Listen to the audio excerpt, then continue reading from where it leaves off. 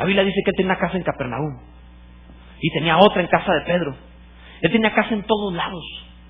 Llegaba a Betania y entraba en la casa de sus amigos Marta, María y Lázaro. Si llegara a tu casa, lo dejarías entrar y que se comiera todo lo que tienes. Jesús tenía casa en todos lados. Claro que tenía donde recostar su cabeza. Jesús está hablando sobrenatural, espiritualmente. Jesús estaba diciendo, estoy buscándole un cuerpo a esta cabeza. Estoy buscándole a esta cabeza, Cristo Jesús, una iglesia donde pueda descansar. Un lugar donde pueda reposar. Un grupo de gente que me crea y que me dé descanso. Que no viva metido en su diluvio, en su muerte, en su problema, sino que deje eso atrás y entre una vida diferente, una vida de fe, de paz, de amor al Señor, de adoración, que produzca fragancia por el fuego, que no se conforme al dolor, que no esté afanado en el sufrimiento, que vaya más allá y diga, la razón de ser iglesia no es para que me den un buen mensaje y me sienta mejor. La razón de ser iglesia es para que la gloria de Dios tenga donde reposar, para que Dios encuentre casa, para que la cabeza que es Cristo encuentre cuerpo donde reposar. Bendito sea el nombre del Señor. Quiero que captes esto. Cuando no se tiene entendimiento de la autoridad de Dios, no le das descanso a Él. Te lo voy a decir de otra forma. La Biblia habla del tiempo de David, el rey David. Murió Samuel. Y cuando murió Samuel, todo el pueblo se puso en luto. Imagínate, murió el profeta Samuel. El hombre que Dios no dejaba caer a tierra ninguna de sus palabras. Todo lo que Samuel decía se cumplía. Así que había que tener mucho cuidado con las palabras de Samuel. Porque Dios lo respaldaba en todo. Es maravilloso eso. Pero también la palabra del Señor nos dice entonces que murió Samuel, todo el pueblo estaba en luto, y como el pueblo estaba en luto, Saúl, que era un endemoniado, era un verdadero endemoniado, de carácter y de demonios, perseguía a David.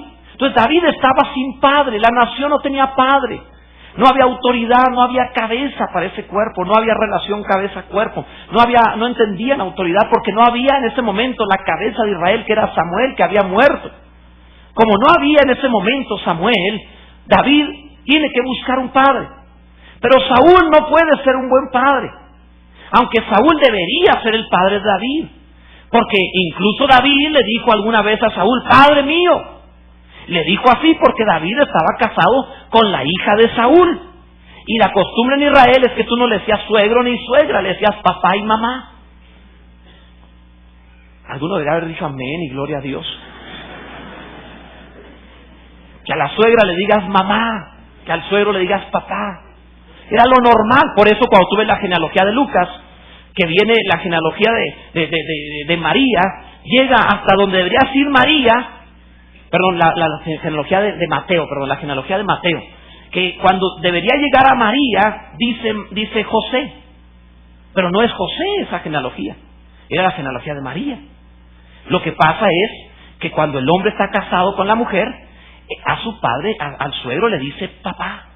Entonces, para David, el papá de David debería ser Saúl, nomás que Saúl lo quiere matar. Ahora pon atención a esto. Entonces David, que no tiene a Samuel y que Saúl no quiere ser un buen padre, tiene que huir. Un día incluso Saúl trató de entrar a su propia recámara a matar a David. Y Mical tuvo que poner ahí un mono para esconder la figura de David y descolgarlo por la ventana. Alguna vez platicamos sobre eso, un mensaje que le llamamos Dios de carne. Pero quiero que entiendas esto. Entonces, mientras va huyendo David sin padre, porque esa es la condición de muchas personas que no encuentran reposo, mientras van huyendo sin padre por el desierto, llegó a la casa de otro hombre con la posibilidad de ser padre, llamado Nabal, que significa necio. Llegó con Nabal, el cual curiosamente tenía 3,000 ovejas y 1,000 cabras. Era un ministerio muy fuerte. Tenía 3,000 ovejas y 1,000 cabras. Las ovejas son fáciles de pastorear, las cabras no.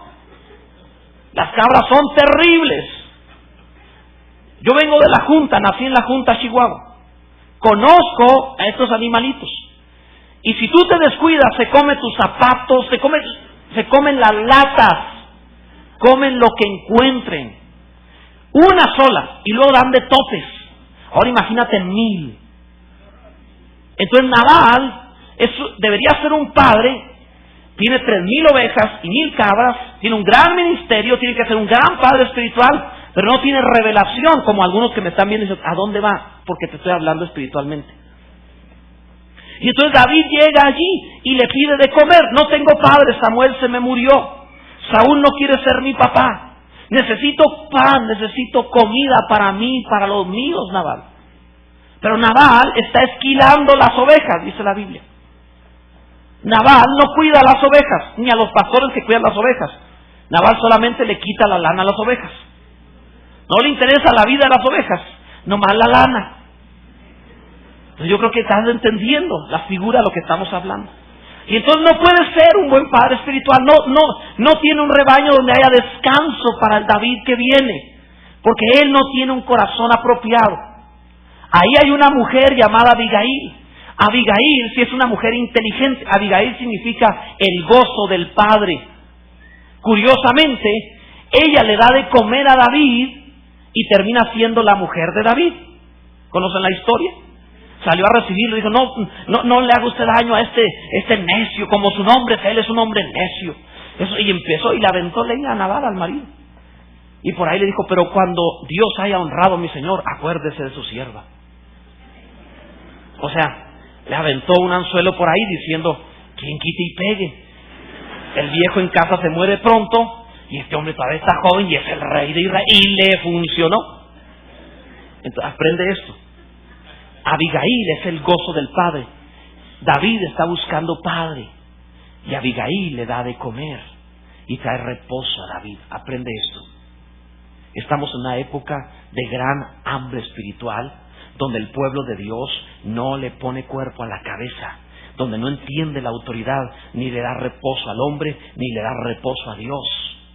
Y tenemos que pensar espiritualmente y decir, somos una congregación como Abigail, que le da de comer para llegar a ser primero la que le da de comer satisfacción a nuestro rey David, y luego ser la mujer de David, la iglesia esposa que glorifica al Señor por la eternidad. Aquel que haya entendido lo que acabo de decir, glorifica a Dios, bendiga a Dios, diga gracias Señor. Aquel que Dios le ha dado revelación para entender lo que dijimos, bendiga a Dios, porque no hablamos de forma natural. Gloria a Dios. Entonces, para eso, la litera de Salomón entonces nos habla acerca de todas estas características de la iglesia. Dice la Escritura también que era para el descanso de Salomón, para el traslado de Salomón también. ¿Quiénes cargaban el arca en el templo de Dios? Los levitas.